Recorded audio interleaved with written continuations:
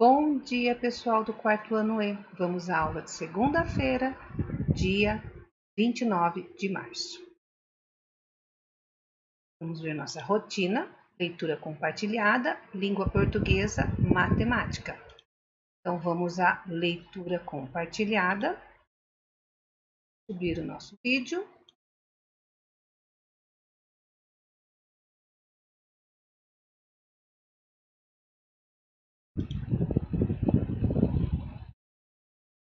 Prontinho.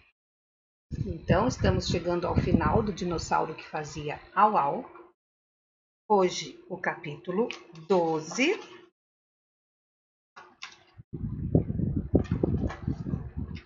Ou melhor, não é o 12, hoje é o 13. Falei, né? Penúltimo capítulo. O espetáculo não pode parar. O que vai acontecer? O tempo que ainda faltava para anoitecer foi todo empregado nos ensaios. Havia que ensaiar o Isauro e, principalmente, o casal de crianças gorduchas que tinha acabado de chegar com a turminha. Logo mais estava tudo pronto para a estreia do grande circo Maxambomba na cidade. Atraídas pela propaganda do dragão que virava canguru ou do canguru que virava dragão, as crianças tinham quase lotado a pracinha pela primeira vez desde que existia aquele cirquinho Mambembe. Tudo ia muito bem. A plateia estava adorando os fantoches e a pecinha de um terrível dragão que... Foi aí que Nildinha viu, lá no fundo da pracinha, abrindo passagem pelo meio das crianças, dois homens muito gordos e zangados. Eram os fiscais. E agora? A turminha não tinha conseguido a papelada e, na certa, os fiscais vinham parar o espetáculo e aplicar outras daquelas multas bem multadas. Os fiscais já estavam no meio da plateia e avançavam para Dedeco quando Nildinha pulou para a frente do palco, interrompendo o espetáculo. Respeitável público, tenho o prazer de apresentar mais novo número do grande circo Maxambomba. Com vocês, o príncipe gordito, a princesa gordota e a rainha dos mafagafos. Ao som da Rebeca de tio Bebeto, entraram os tais príncipes. Eram duas crianças gorduchas muito nervosas que mal cabiam nas fantasias de príncipe e princesa. Por um rasguinho na cortina que Nildinha tinha esquecido de revisar, Galileu via tudo. Vi os dois príncipes artistas pouco experientes, logo deu para perceber, mas muito entusiasmados e muito aplicados, tentando fazer da melhor maneira possível tudo aquilo que tinham aprendido nos poucos ensaios. Vi a Nildinha fazendo tudo para valorizar a apresentação das crianças, puxando aplausos para encobrir enganos dos artistas e reforçando as piadas que eles tinham de dizer. E via os fiscais. Via que eles não mais abriam caminho no meio da plateia. Via que estavam assistindo a pecinha, primeiro de boca aberta, depois sorrindo com orgulho. Quando, no fim do número, a princesa deu uma cambalhota muito desajeitada, jogou-se nos braços do príncipe. Foi uma gargalhada geral. Com o peso da princesa, o príncipe caiu de pernas para o ar, e os dois rolaram pelo palco numa cena que não estava combinada, mas que acabou fazendo a apoteose. A plateia aplaudiu, e no meio da plateia, quem mais aplaudiu foram os dois fiscais, inchados de orgulho pelo sucesso dos filhos. Sim, o príncipe gordito era filho de um dos fiscais, e a princesa gordota era filha do outro. Essa tinha sido a ideia de Galileu. O menino sabia que a única maneira de fazer o espetáculo sem a papelada era ganhar os fiscais pelo coração. E que melhor maneira de ganhar o coração deles, senão incluir seus queridos filhinhos como estrelas do grande circo Max Sambomba? Morena e Queen tinham descoberto onde moravam os fiscais. A única dúvida do plano de Galileu era a possibilidade de os fiscais não terem filhos. Mas, por sorte, ufa, eles tinham aquelas duas crianças gorduchas e entusiasmadas. Foi só convencê-las a participar do espetáculo. O plano deu certo em toda a linha. Os dois fiscais, emocionadíssimos, forneceram uma licença permanente para espetáculos que vale por todas as licenças e de lambuja forneceram também o registro do Isauro no Sindicato dos Cangurus. E, é claro, cancelaram todas as multas. Tcharam! Último capítulo. E agora? Leio hoje ou leio amanhã?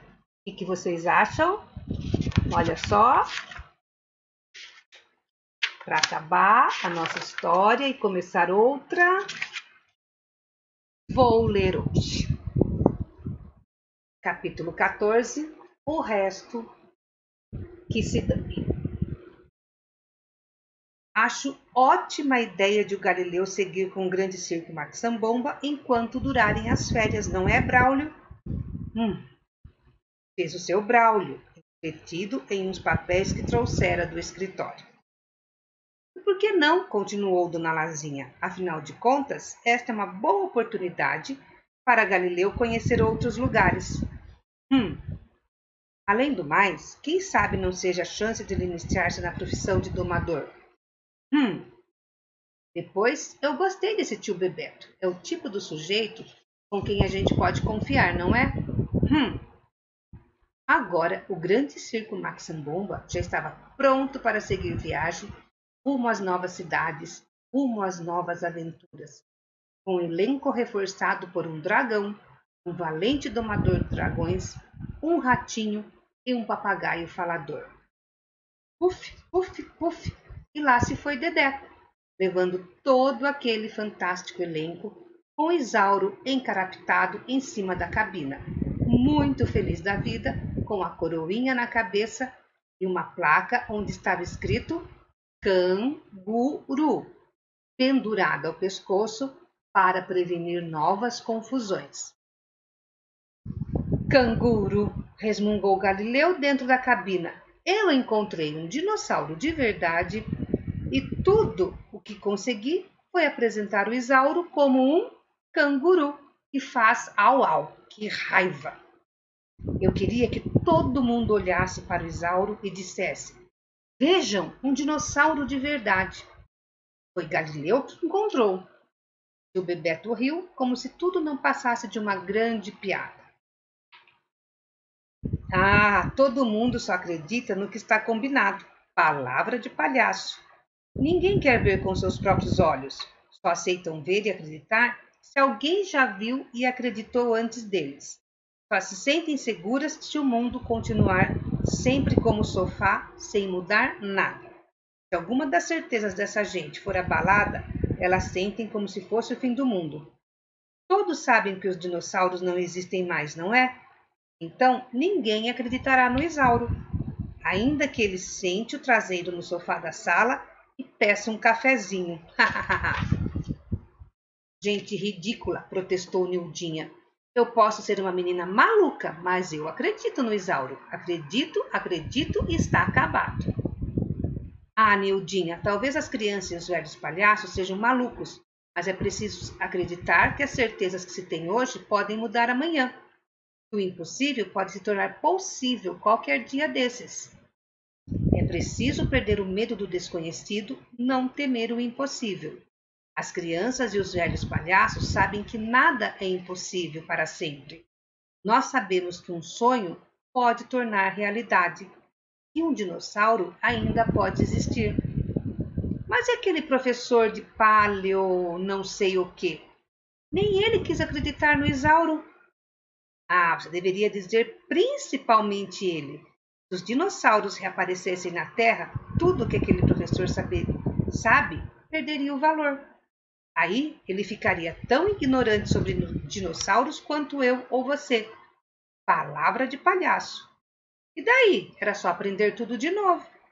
Quem diz que ele aceitaria perder a superioridade que tem agora? Quem diz que ele teria a humildade de começar tudo de novo? Essa gente fica fechada dentro do que sabe, sem prestar atenção à vida que corre fora dos muros do saber ultrapassado deles. Para esses, novidades são ameaças perigosíssimas. Mas dragão nunca existiu. Como é que todos acreditaram no Isauro quando ele estava fantasiado de dragão? Ah, aquela foi muito boa. As pessoas acreditam mais facilmente na superstição que na verdade, não é?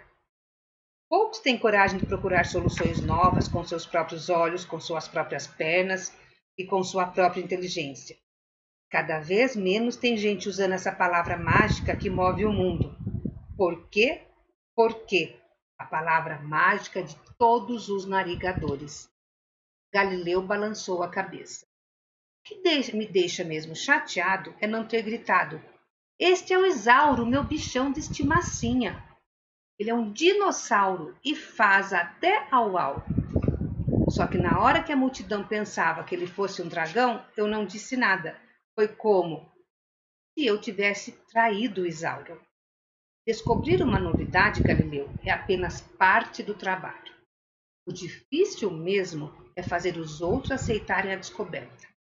Há muitos anos atrás, as pessoas pensavam que a Terra era o centro do universo, que estava parada e que todos os astros giravam em torno dela.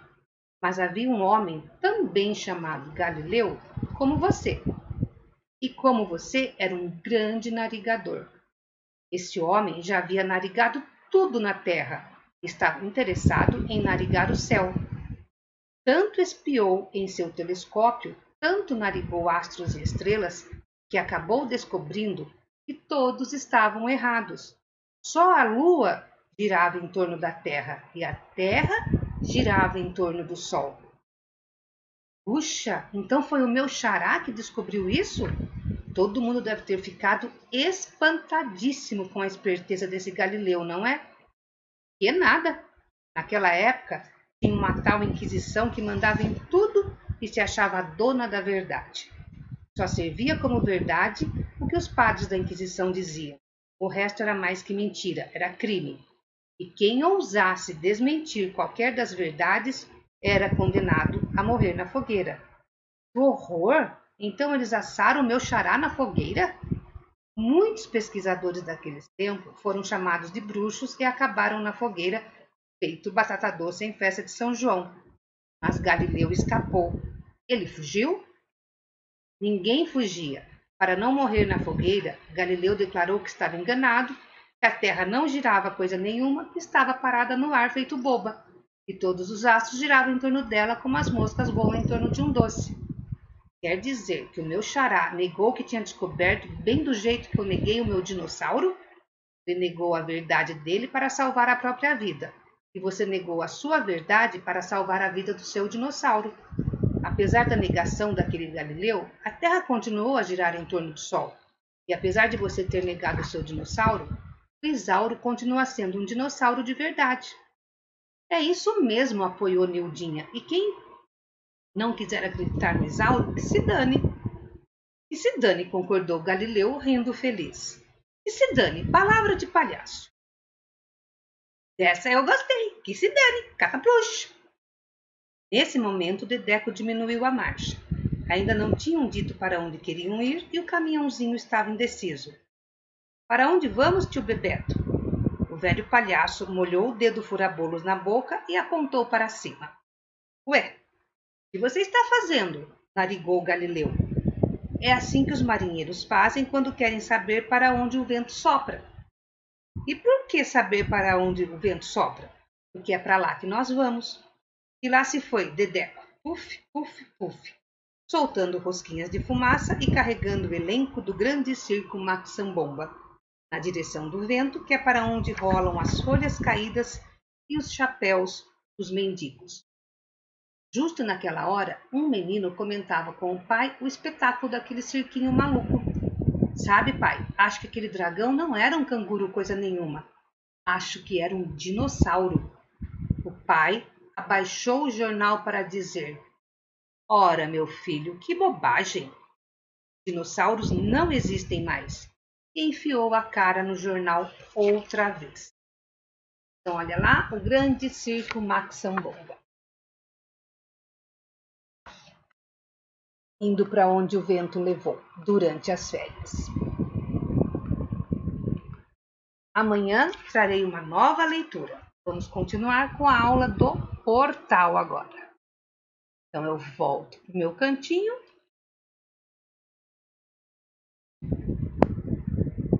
E vamos pro portal.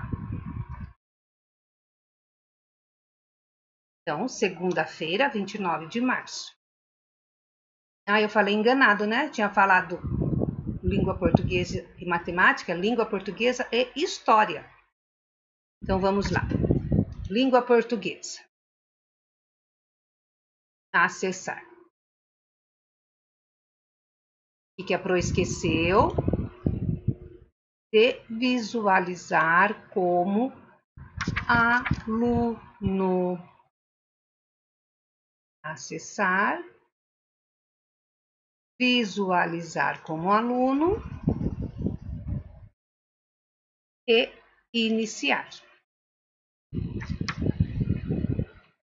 Leitura de contos tradicionais. Vou ler para vocês hoje O Ganso de Ouro.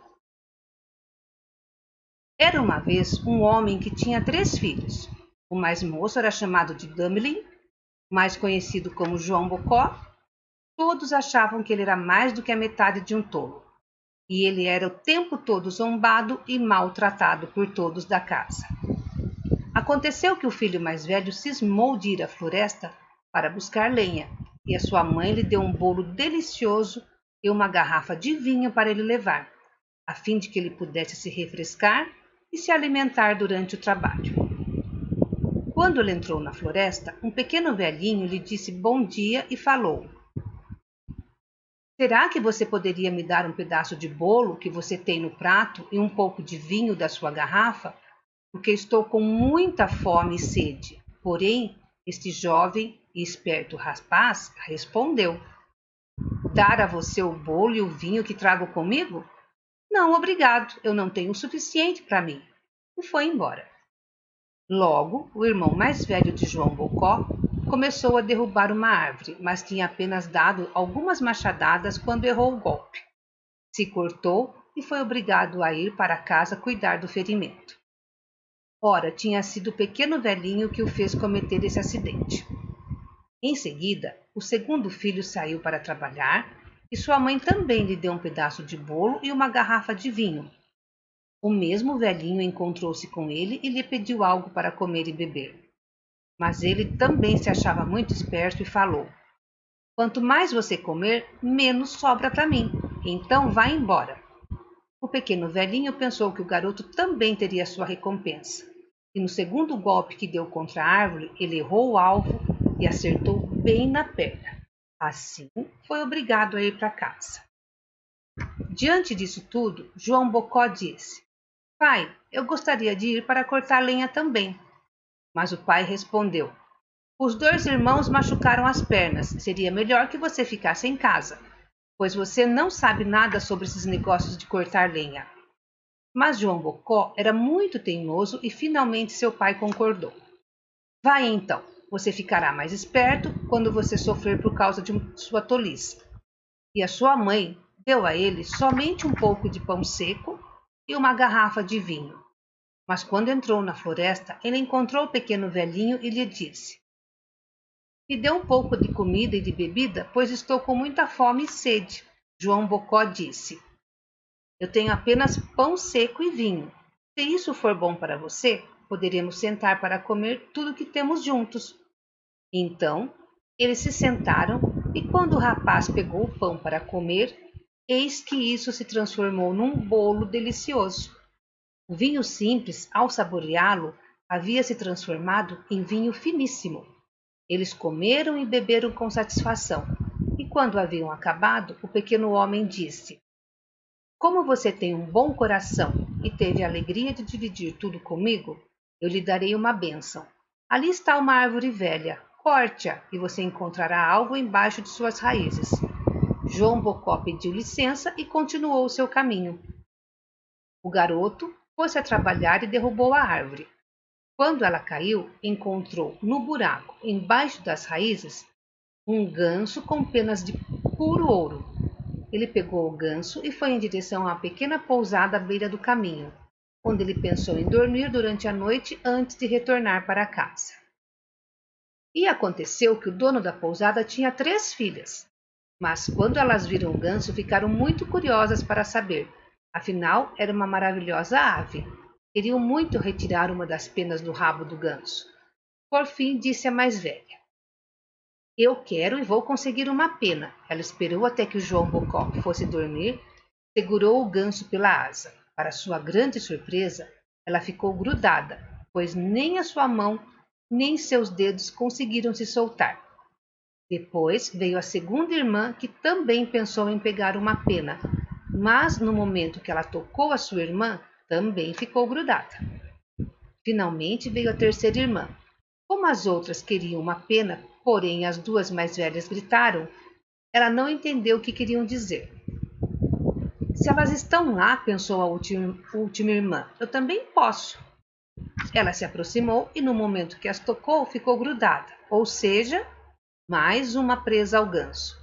As 3 irmãs fizeram companhia para o ganso à noite no relento, a noite toda no relento. Na manhã seguinte, João Bocó levantou-se, colocou o ganso debaixo de seus braços. Ele não percebeu de modo nenhum as 3 garotas, mas saiu com elas penduradas pela cidade. Toda vez que ele corria, as irmãs eram forçadas a segui-la, quer elas quisessem ou não, tão rápido quanto suas pernas pudessem correr. No meio de um campo, um padre encontrou e, quando ele viu o cortejo, disse: Vocês não se envergonham de si mesmas, suas garotas atrevidas, correndo atrás de um jovem rapaz dessa maneira pelos campos? Esse é um comportamento digno? O padre, muito nervoso, pegou a mais jovem das irmãs pela mão para levá-la embora, mas, assim que a tocou, ele ficou preso imediatamente e seguiu o cortejo, embora totalmente contra sua vontade, pois ele não estava em boa forma para correr tão depressa.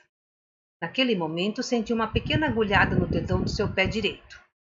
Foram andando e encontraram o ajudante do padre, o qual, vendo seu senhor naquela situação, ou seja, correndo atrás de 3 garotas, ficou espantado e disse: Calma aí, senhor, para onde vai com tanta pressa?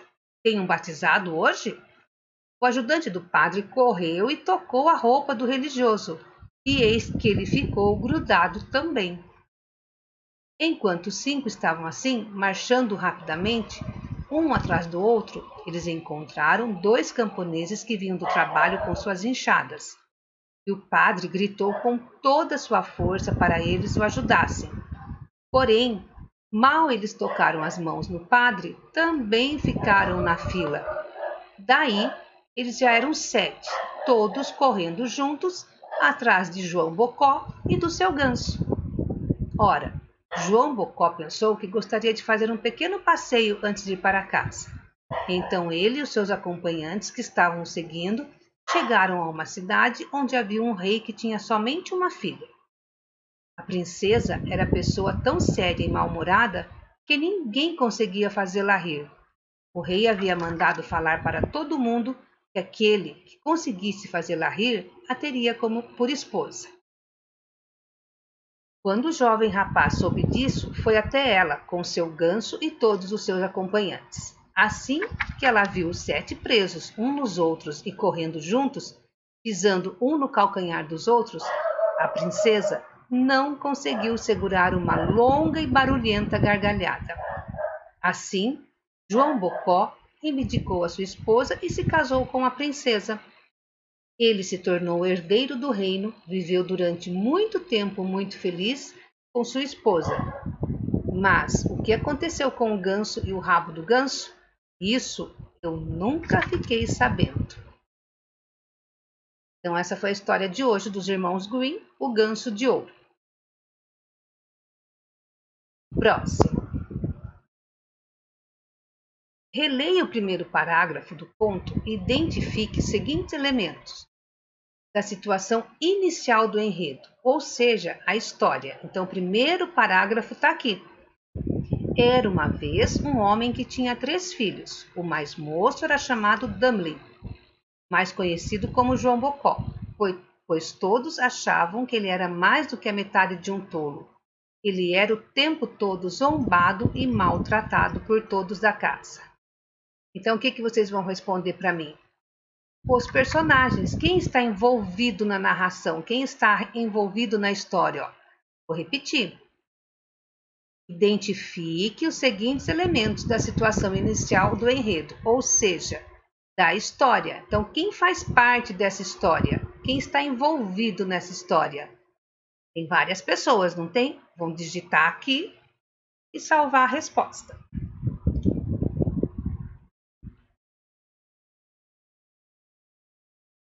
Próximo.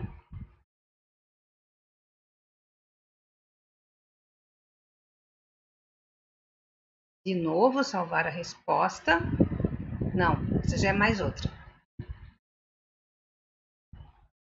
Então, de novo, para reler o primeiro parágrafo, só que a pergunta agora é outra. O lugar mencionado. A anterior era os personagens. Agora, que lugar?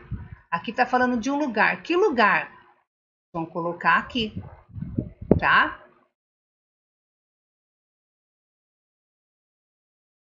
Salvar X, salvar a resposta. Próximo.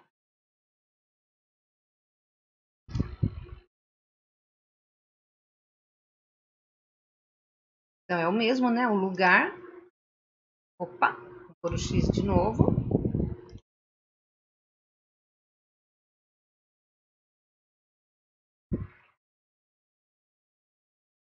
Próximo.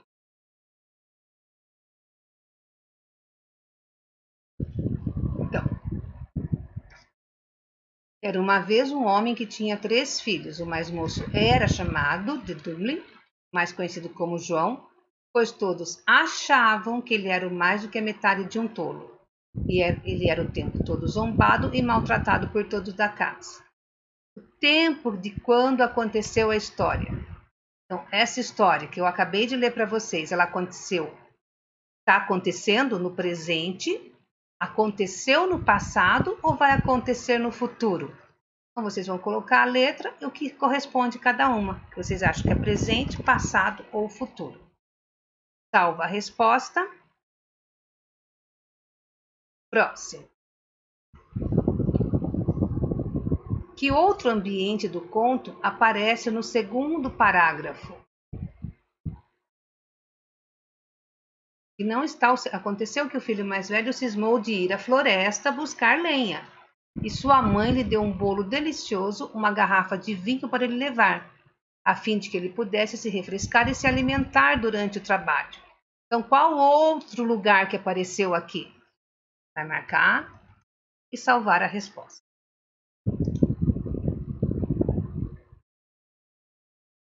Próximo.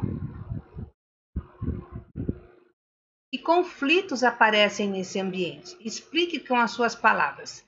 Conflitos, lembra que a gente já explicou que é conflito? Seria o problema. Está acontecendo alguma coisa nessa história. Alguma coisa, hora que a mãe manda os meninos para a floresta, manda com alimento, manda com a bebida. O que está acontecendo? Qual é o problema? O conflito, certo? Então, os 3 filhos foram para a floresta e todos enfrentaram um problema, um conflito. Qual foi ele? Então, vai responder e salvar a resposta. Próximo. Qual dos trechos a seguir representa o clímax, ou seja, o ponto alto da história? Está prestes a ser resolvido. Então, um desses 4 é a hora que o problema está prestes a ser resolvido na história. É a letra A. E aconteceu que o dono da pousada tinha 3 filhas, mas quando elas viram o ganso, ficaram muito curiosas para saber. É a letra B. A princesa era pessoa tão séria e mal-humorada que ninguém conseguia fazê-la rir. O rei havia mandado falar para todo mundo que aquele que conseguisse fazê-la rir teria por esposa. Quando o jovem rapaz soube disso, foi até ela com seu ganso e todos os seus acompanhantes. É a letra B, que está chegando perto de resolver a história, ou resolvendo a história. Olha lá, o ponto alto da história. Calma aí, senhor. Para onde vais com tanta pressa? Tem um batizado hoje? Ou a letra D. O padre, muito nervoso, pegou a mais jovem das irmãs pela mão para levá-la embora, mas, assim que a tocou, ele ficou preso imediatamente e seguiu o cortejo, embora totalmente contra sua vontade, pois ele não estava em boa forma para correr tão depressa. Então, desses 4, é o A, o B, o C ou o D, que chegou ao ponto alto da história, que está prestes a ser resolvido. Então, a letra que for, vocês vão escolher, copiar ela e salvar a resposta.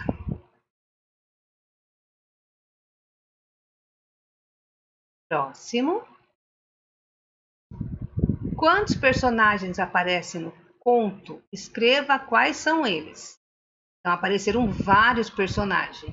Quantos? E quais são?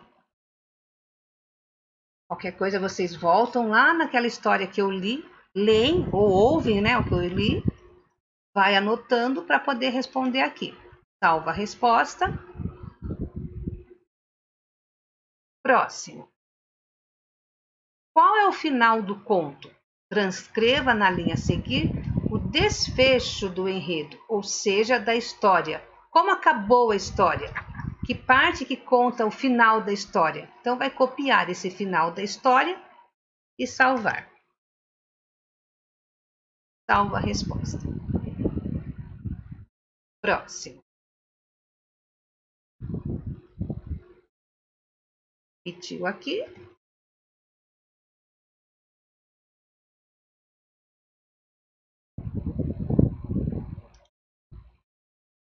Próximo. Você concorda com o final desse conto? Justifique sua resposta. Ah, você achou legal, tudo gostou? Por que você gostou? Vai explicar para mim. Ou, ah, não achei esse final legal. Poderia ser assim. Vai explicar para mim também. Vai salvar a resposta e concluir a lição. Então, é um texto longo que vocês vão poder ler 1, 2, 3 vezes, quantas quiser, para depois responder. História. Então, há várias maneiras de estudar os primeiros habitantes do Brasil. A gente já viu a diferença, como era antes, como é agora. Tem a historinha lá do avô com o netinho. Então, agora a gente vai estudar os primeiros habitantes do Brasil. Os primeiros habitantes do Brasil estavam divididos em vários grupos. Esses grupos possuem alguns costumes semelhantes e outros diferentes.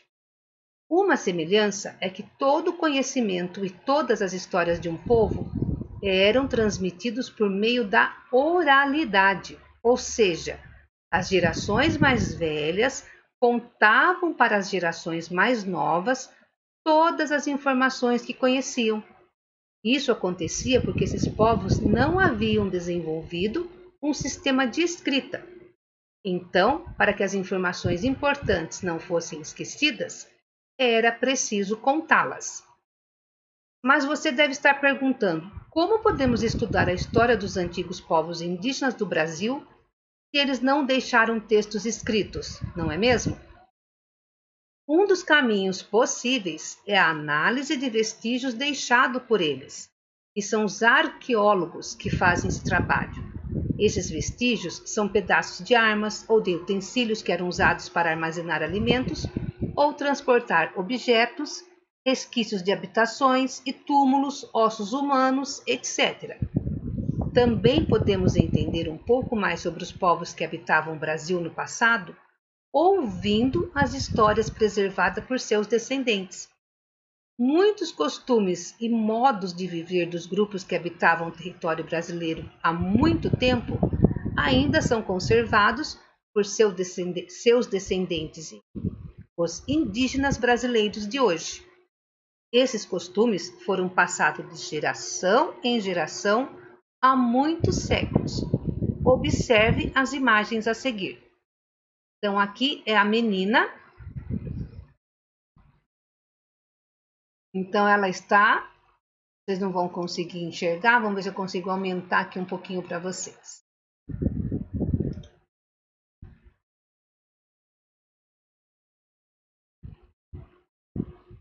Então, ó, menina, o que ela está fazendo? Lavando mandioca braba e ralada, ó. Ela lava a mandioca e rala. E aqui são meninos entre 7 e 10 anos preparando o ritual, cerimônia pública para o processo de iniciação na aldeia. Então, eles vão se tornar membros, né? Vão aprendendo de geração em geração os costumes.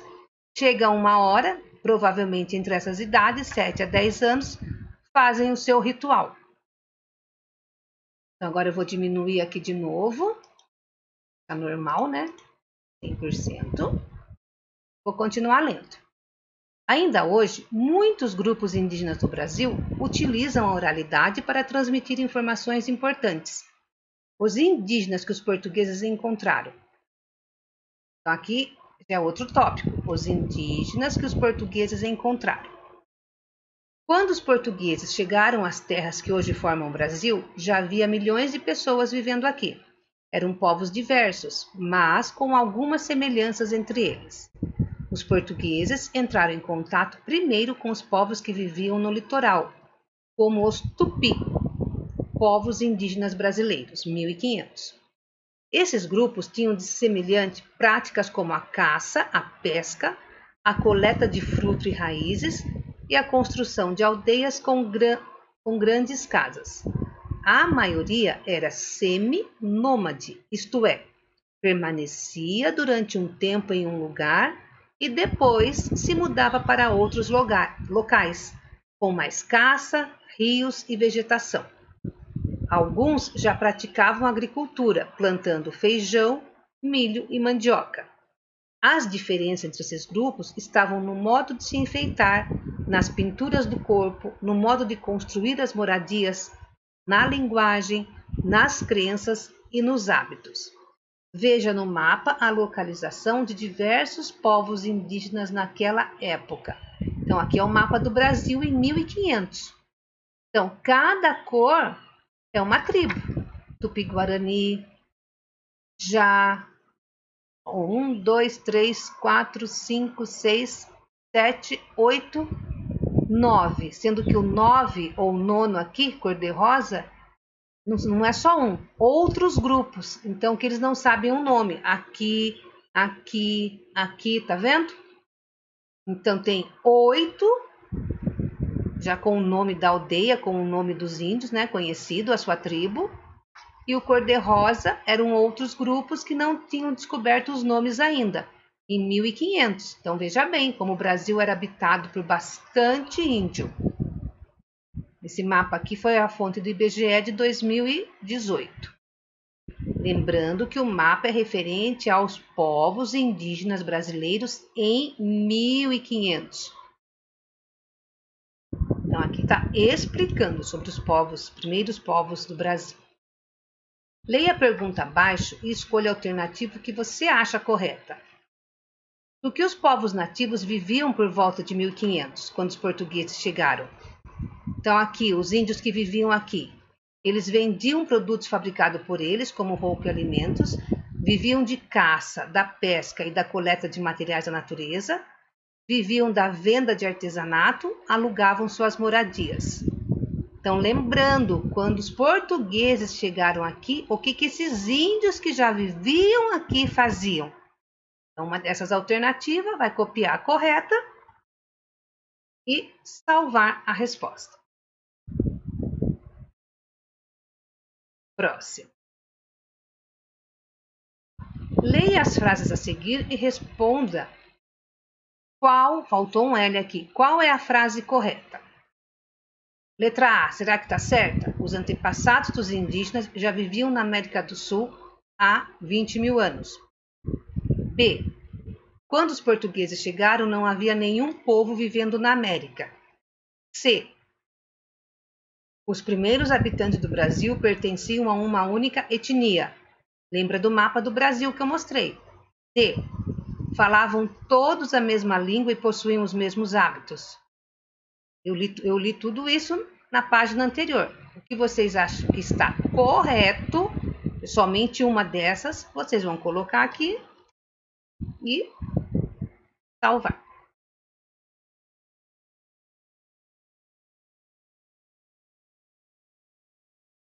Escreva as definições corretas para as palavras abaixo. Pintura rupestre, etnia e seminômade. Vão tentar pesquisar. Se não conseguir, aí coloca que não tem dicionário, que não conseguiu. Mas me respondam alguma coisa, certo? E podem me perguntar no grupo também. Não se esqueçam do nosso grupo do WhatsApp. Salva a resposta. E conclui a lição. Voltaremos amanhã para a aula do dia 30 de língua portuguesa e matemática. Certo? Então, vamos fechar o Escolariza. E até amanhã.